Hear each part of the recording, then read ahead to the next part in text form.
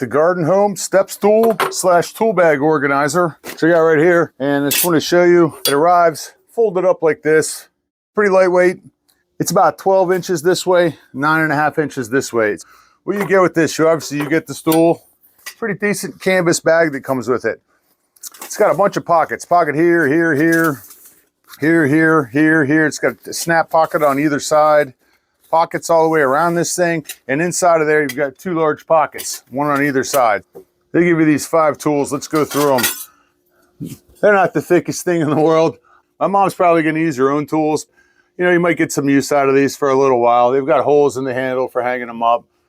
This is the transplanter. It's got some measurements on here. You get a weeder, get a weeding fork. Again, kind of thin metal, but there it is, weeding fork. We get a cultivator, and you get a trowel with it. The way the bag actually attaches to the stool, there's a snap here, here, here, and here. And on the stool itself, you can see the snaps underneath it here on each side of here. So when you open this up, the snaps are going to be right there. Now there's no directions that come with this, but it's pretty easy to put on once you figure out where the snaps are. Snap it there, snap it there, spin it around, snap it there.